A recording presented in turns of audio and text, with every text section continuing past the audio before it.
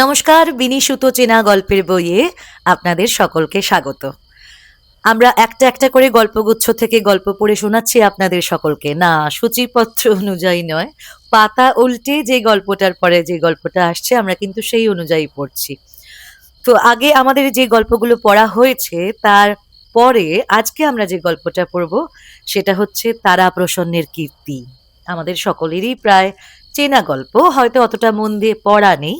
তো আসুন আজকে আমার সঙ্গে সঙ্গে আপনারা যারা পড়েছেন তারা একবার স্মরণ করে নিন, আর যারা এখনো পর্যন্ত গল্পটা শব্দ ধরে ধরে পড়তে পারেননি, পড়া হয়ে ওঠেনি, তারা সকলে আমার সাথে গল্পটা শুনুন। আসুন শুরু করি। তারা প্রসন্নের কীর্তি, রবীন্দ্রনাথ ঠাকুরের লেখা গল্পগুচ্ছ থেকে। লেখক জাতির প্রকৃতি অনুসারে তারা প্রসন্ন কিছু লাজুক এবং মুখ চোরা ছিলেন। লোকের কাছে বাহির হইতে গেলে তাহার সর্বনাশ উপস্থিত হইত। ঘরে বসিয়া কলম চালাইয়া তাহার দৃষ্টিশক্তি ক্ষীণ, পিঠ একটু কুঁজা, সংসারের অভিজ্ঞতা অতি অল্প। লৌকিকতার বাঁধি বোল সকল সহজে তাহার মুখে আসিত না। এজন্য গৃহদুর্গের বাহিরে তিনি আপনাকে কিছুতেই নিরাপদ মনে করিতেন না। লোকেও তাহাকে একটা উজবুক রকমের মনে করিত। এবং লোকেরও দোষ দেওয়া যায় না।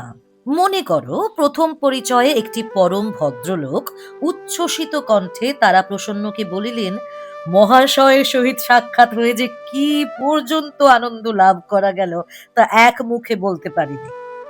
তারা প্রসন্ন নিরুত্তর হইয়া নিজের দক্ষিণ করতল বিশেষ মনোযোগপূর্বক নিরীক্ষণ করিতে লাগিলেন।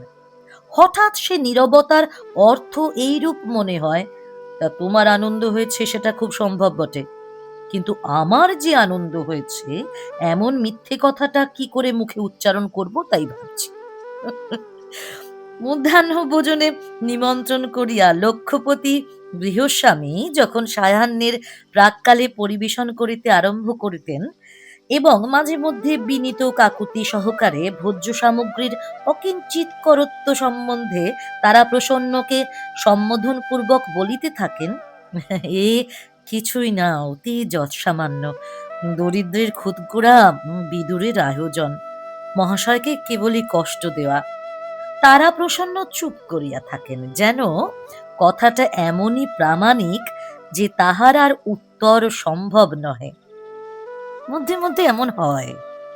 কোন সুশীল ব্যক্তি যখন তারা প্রসন্নকে সংবাদ দেন যে তাহার মতো অগাধ পাণ্ডিত্য বর্তমানকালে দুর্লভ এবং সরস্বতী নিজের পদ্মাসন পরিত্যাগপূর্বক তারা প্রসন্নের কণ্ঠাগ্রে বাসস্থান গ্রহণ করিয়াছেন, তখন তারা প্রসন্ন তাহার তিল মাত্র প্রতিবাদ করেন না, যেন সত্য সত্যই সরস্বতী তাহার কণ্ঠ রোধ করিয়া বসিয়া আছে।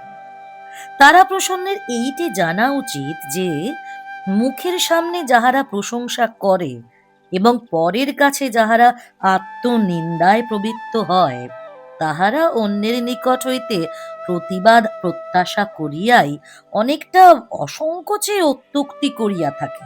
অপরপক্ষ আগাগোড়া সমস্ত কথাটা যদি অম্লান বদনে গ্রহণ করে, তবে বক্তা আপনাকে প্রতারিত জ্ঞান করিয়া বিষম ক্ষুব্ধ হয়।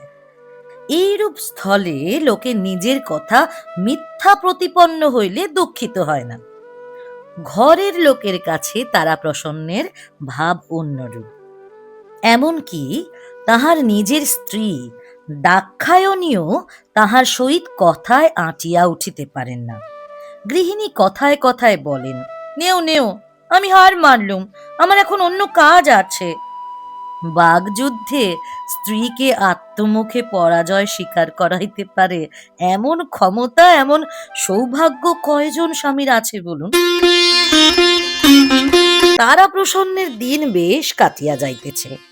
দাক্ষায়ণীর দৃঢ় বিশ্বাস বিদ্যা বুদ্ধি ক্ষমতায় তাহার স্বামীর সমতুল্য কেহ নাই, এবং সে কথা তিনি প্রকাশ করিয়া বলিতেও কুণ্ঠিত হইতেন না। তারা প্রসন্ন বলিতেন, তোমার একটি বই স্বামী নাই, তুলনা কাহার সহিত করিবে? শুনিয়া দাক্ষায়ণী ভারী রাগ করিতেন। দাক্ষায়ণীর কেবল একটা এই মনস্তাপ ছিল যে তাহার স্বামীর অসাধারণ ক্ষমতা বাহিরে প্রকাশ হয় না, স্বামীর সে সম্বন্ধে কিছু মাত্র চেষ্টা নাই। তারা প্রসন্ন যাহা লিখিতেন তাহা ছাপাইতেন না। অনুরোধ করিয়া দাক্ষায়ণী মাঝে মাঝে স্বামীর লেখা শুনিতেন। যতই না বুঝিতেন ততই আশ্চর্য হইয়া যাইতেন। তিনি কৃত্তিবাসের রামায়ণ, কাশিদাসের মহাভারত, কবিকঙ্কন, চণ্ডী পড়িয়াছেন এবং কথকতাও শুনিয়াছেন। সে সমস্তই জলের মতো বুঝা যায়, নিরক্ষর লোকেও অনায়াসে বুঝিতে পারে। কিন্তু তাহার স্বামীর মতো এমন সম্পূর্ণ দুর্বোধ হইবার আশ্চর্য ক্ষমতা তিনি ইতিপূর্বে কোথাও দেখেন নাই। তিনি মনে মনে কল্পনা করিতেন, এই বই যখন ছাপানো হইবে এবং কেহ এক অক্ষর বুঝিতে পারিবে না, তখন দেশশুদ্ধ লোক বিস্ময়ে কিরূপ অভিভূত হইয়া যাইবে। সহস্রবার স্বামীকে বলিতেন, এসব লেখা ছাপাও না। স্বামী বলিতেন, বই ছাপানো সম্বন্ধে ভগবান মনু স্বয়ং বলে গেছেন, প্রবৃত্তিরেষা ভূতানাং নিবৃত্তিস্তু মহাফলা। তারা প্রসন্নের 4টি সন্তান, 4ই কন্যা। দাক্ষায়ণী মনে করিতেন সেটা গর্ভধারিণীরই অক্ষমতা। এই জন্য তিনি আপনাকে প্রতিভাবান স্বামীর অত্যন্ত অযোগ্য স্ত্রী মনে করিতেন। যে স্বামী কথায় কথায় এমন সকল দুরূহ গ্রন্থ রচনা করেন, তাহার স্ত্রীর গর্ভে কন্যা বই আর সন্তান হয় না। স্ত্রীর পক্ষে এমন অপটুতার পরিচয় আর কি দিব? প্রথম কন্যাটি যখন পিতার বক্ষের কাছ পর্যন্ত বাড়িয়া উঠিল, তখন তারাপ্রসন্নের নিশ্চিত ভাব ঘুচিয়া গেল। তখন তাহার স্মরণ হইল, একে একে 4টি কন্যারই বিবাহ দিতে হইবে এবং সেজন্য বিস্তর অর্থের প্রয়োজন। গৃহিণী অত্যন্ত নিশ্চিন্ত মুখে বলিলেন, তুমি যদি একবার একটুখানি মন দাও, তাহা হইলে ভাবনা কিছুই নাই।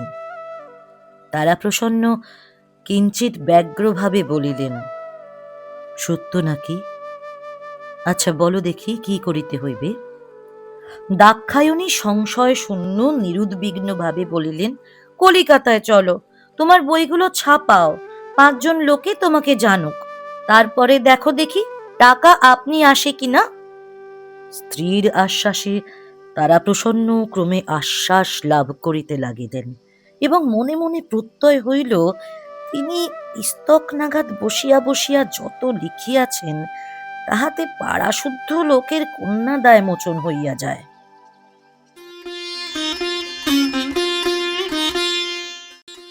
এখন কলিকাতায় যাইবার সময় ভারী গোল পড়িয়া গেল। দাক্ষায়ণী তাহার নিরুপায় নিঃসহায় সযত্ন পালিত স্বামীটিকে কিছুতেই একলা ছাড়িয়া দিতে পারেন না। তাহাকে খাওয়াইয়া পড়াইয়া নিত্য নৈমিত্তিক কর্তব্য স্মরণ করাইয়া সংসারে বিবিধ উপদ্রব হইতে কে রক্ষা করিবে? কিন্তু অনভিজ্ঞ স্বামীও অপরিচিত বিদেশে স্ত্রীকন্যা সঙ্গে করিয়া লইয়া যাইতে অত্যন্ত ভীত ও অসম্মত। অবশেষে দাক্ষায়ণী পাড়ার একটি চতুর লোককে স্বামীর নিত্য অভ্যাস সম্বন্ধে সহস্র উপদেশ দিয়া আপনার পদে নিযুক্ত করিয়া দিলেন এবং স্বামীকে অনেক মাথার দিব্য ও অনেক মাদুলি তাগায় আচ্ছন্ন করিয়া বিদেশে রওনা করিয়া দিলেন এবং ঘরে আছাড় খাইয়া কাঁদিতে লাগিলেন।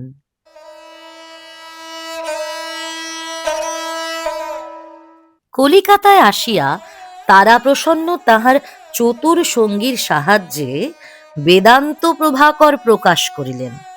দাক্ষায়ণীর গহনা বন্ধক রাখিয়া যে টাকা কটি পাইয়াছিলেন, তাহার অধিকাংশই খরচ হইয়া গেল। বিক্রয়ের জন্য বহির দোকানে এবং সমালোচনার জন্য দেশের ছোট বড় সমস্ত সম্পাদকের নিকট বেদান্ত প্রভাকর পাঠাইয়া দিলেন। ডাকযোগে গৃহিণীকেও একখানা বই রেজিস্টারি করিয়া পাঠাইলেন। আশঙ্কা ছিল পাছে ডাকওয়ালারা পথের মধ্য হইতে চুরি করিয়া লয়। গৃহিণী যেদিন ছাপার বইয়ের উপরের পৃষ্ঠায় ছাপার অক্ষরে তাহার স্বামীর নাম দেখিলেন, সেদিন পাড়ার সকল মেয়েকে নিমন্ত্রণ খাওয়াইলেন। যেখানে সকলে আসিয়া বসিবার কথা, সেইখানে বইটা ফেলিয়া রাখিলেন। সকলে আসিয়া বসিলে উচ্চ স্বরে বলিলেন, ও মা, বইটা ওখানে কে ফেলে রেখেছে? অন্নদা, বইটা দাও না ভাই, তুলে রাখি। উহাদের মধ্যে অন্নদা পড়িতে জানে, বইটা কুলঙ্গির উপর তুলিয়া রাখিলেন। মুহূর্ত পরে একটা জিনিস পাড়িতে গিয়া ফেলিয়া দিলেন। তারপরে নিজের বড় মেয়েকে সম্বোধন করিয়া বলিলেন, শশী, বাবার বই পড়তে ইচ্ছে হয়েছে বুঝি? তা নে না মা, পড় না, তাতে লজ্জা কি? বাবার বহির প্রতি শশীর কিছু মাত্র আগ্রহ ছিল না। কিছুক্ষণ পরেই তাহাকে ভৎসনা করিয়া বলিলেন, ছি মা, বাবার বই অমন করে নষ্ট করতে নেই। তোমার কমলা দিদির হাতে দাও, উনি ওই আলমারির মাথায় তুলে রাখবেন।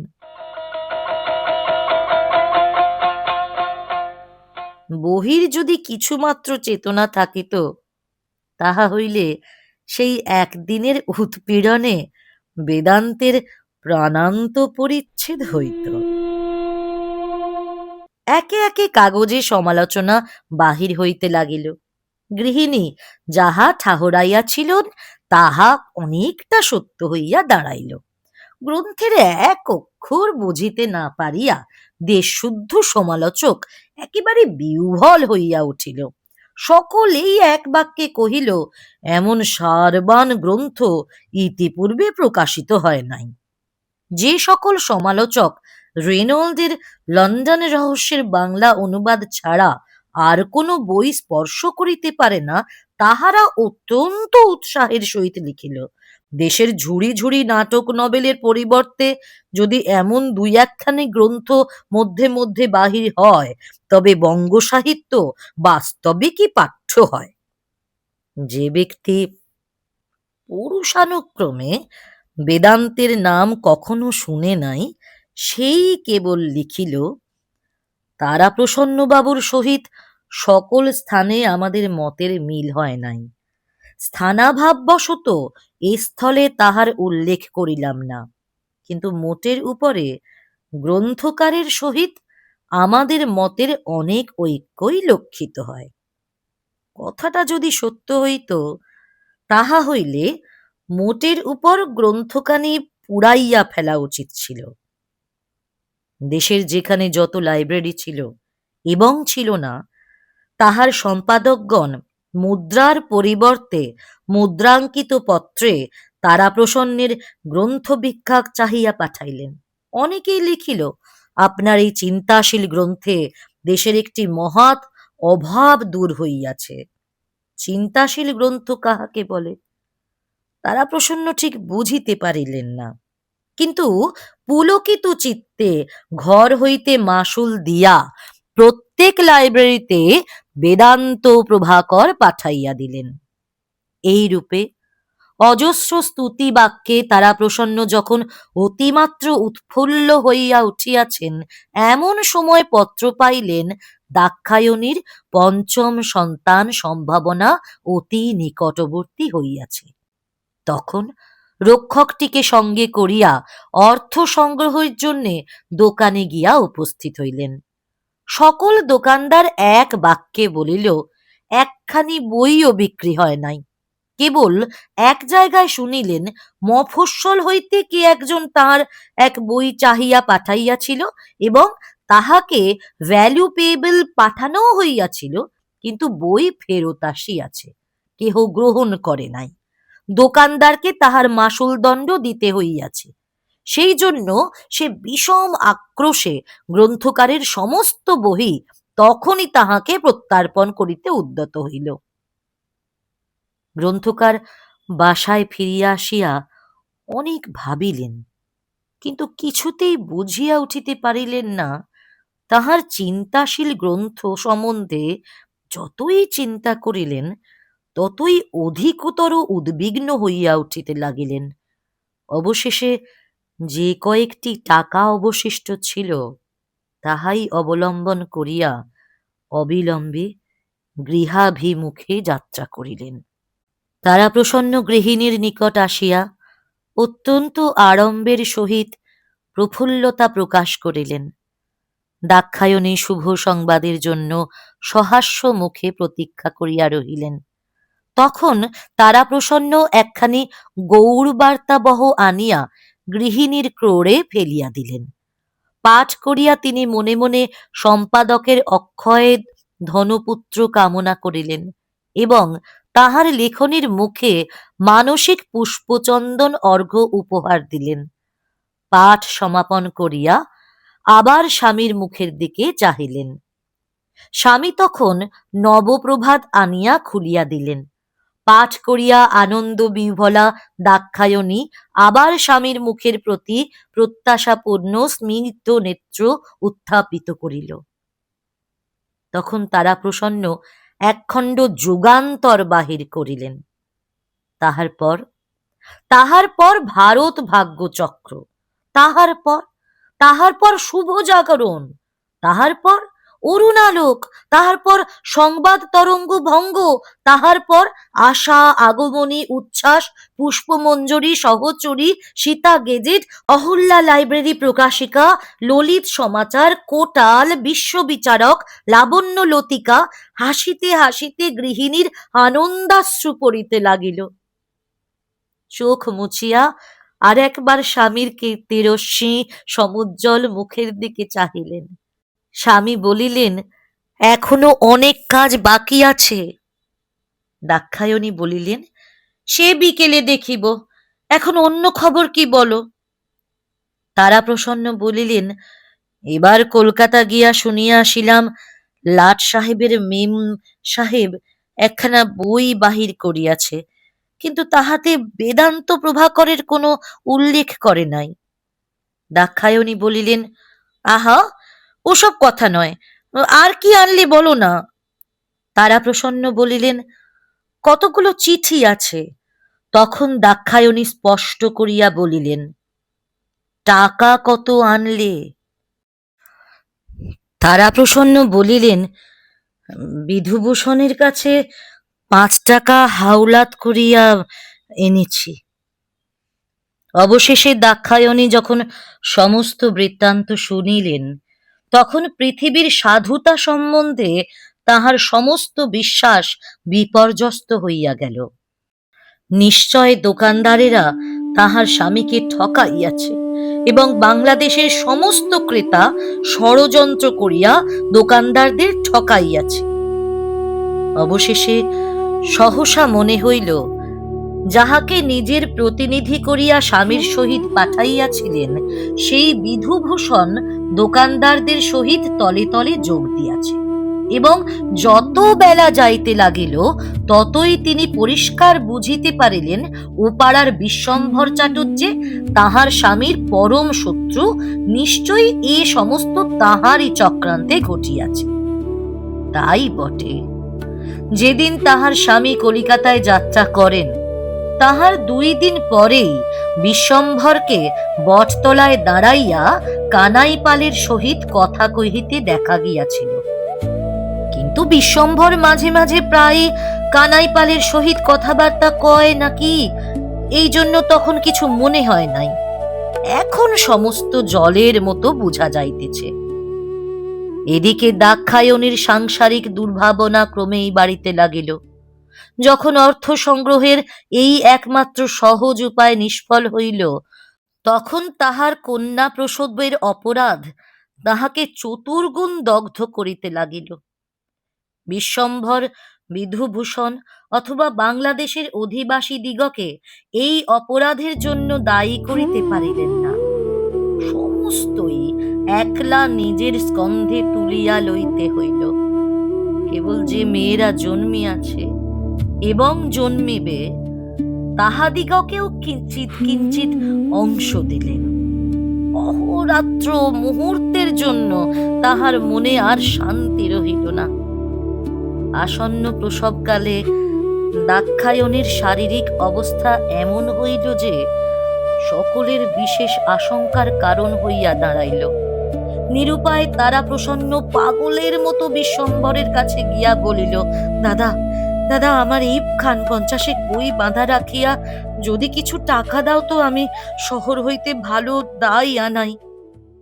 বিশ্বম্ভর বলিল, ভাই, সেজন্য ভাবনা নাই, টাকা যাহা লাগে আমি দিব, তুমি বই লইয়া যাও। এই বলিয়া কানাইপালের সহিত অনেক বলা কহা করিয়া কিঞ্চিত টাকা সংগ্রহ করিয়া আনিল এবং বিধুভূষণ স্বয়ং গিয়া নিজে হইতে পাথেয় দিয়া কলকাতা হইতে ধাত্রী আনিল। দাক্ষায়ণী কি মনে করিয়া স্বামীকে ঘরে ডাকাইয়া আনিলেন এবং মাথার দিব্য দিয়া বলিলেন, যখনই তোমার সেই বেদনার উপক্রম হইবে, স্বপ্নলব্ধ ঔষধটা খাইতে ভুলিও না, আর সেই সন্ন্যাসীর মাদুলিটা কখনোই খুলিয়া রাখিও না, কেমন? আর এমন ছোটখাটো সহস্র বিষয়ে স্বামীর হইতে দুটি হাতে ধরিয়া অঙ্গীকার করাইয়া লইলেন আর বলিলেন, বিধুভূষণের উপর কিছু বিশ্বাস নাই, সেই তাহার স্বামীর সর্বনাশ করিয়াছে, অথবা নূতন ঔষধ মাদুলি এবং মাথার দিব্য সমেত তাহার সমস্ত স্বামীটিকে তাহার হস্তে দিয়া যাইতেন। তারপরে মহাদেবের মতো তাহার বিশ্বাসপ্রবণ ভোলানাথ স্বামীটিকে পৃথিবীর নির্মম কুটিল বুদ্ধি চক্রান্তকারীদের সম্বন্ধে বার বার সতর্ক করিতে লাগিলেন। অবশেষে চুপি চুপি বলিলেন, দেখো, আমার যে মেয়েটি হইবে সে যদি বাঁচে, তাহার নাম রাখিও বেদান্ত প্রভা। তারপরে তাহাকে শুধু প্রভা বলিয়া ডাকিলেই চলিবে। এই বলিয়া স্বামীর পায়ের ধুলা মাথায় লইলেন, মনে মনে কহিলেন, কেবল কন্যা জন্ম দিবার জন্যই স্বামীর ঘরে আসিয়াছিলাম, এবার বোধহয় সে আপদ ঘুচিল। ধাত্রী যখন বলিল, মা, একবার দেখো মেয়েটি কি সুন্দর হয়েছে, মা একবার চাহিয়া নেত্র নিমিলন করিলেন, মৃদু স্বরে বলিলেন, বেদান্ত প্রভা। তারপরে ইহ সংসারে আর একটি কথা বলিবারও অবসর পাইলেন না। শেষ হলো তারা প্রসন্নের কীর্তি গল্পগুচ্ছ থেকে রবীন্দ্রনাথের লেখা। এই গল্পগুলো যতই পড়ছি আর ততই মনে হয় যে যা কিছু সংসারে হয় দুর্ঘটনা বিশেষ করে, সবই সংসারে ওই রমণীটিরই দায়। যদিও কথায় বলে সংসার সুন্দর হয় রমণীর গুণে, সংসারে যত দুর্ভাগ্য তা সবই যেন রমণীর জন্যেই আসে। না না, এ শুধুমাত্র 1298 সালে রবীন্দ্রনাথ ঠাকুরের লেখা তারা প্রসন্নের কীর্তি গল্পে দাক্ষায়ণী চরিত্রের জন্যে নয়। এ গল্প আজও আপনার বা আমার বাড়িতে, হয়তো সময়টা পাল্টেছে বলে আমাদের পোশাক আশাক একটু বদলেছে, সম্বোধন করা একটু বদলেছে, বা আমরা হয়তো আরো একটু কথা বলতে পারি মাত্র, কিন্তু তারপর আজও যা কিছু দুর্ঘটনা হয় নিশ্চয়ই মেয়েটারই দোষ। দেখা হবে আবার, কথাও হবে। কমেন্টে জানাবেন কেমন লাগছে। অবশ্যই, অবশ্যই চ্যানেলটি সাবস্ক্রাইব করে রাখবেন আমাদের গল্পগুচ্ছের এই যে জার্নি তার সাথে থাকার জন্যে। আর লাইক এবং শেয়ার করবেন সবার সাথে। সঙ্গে থাকুন। দ্রুত আসছি পরের গল্প নিয়ে।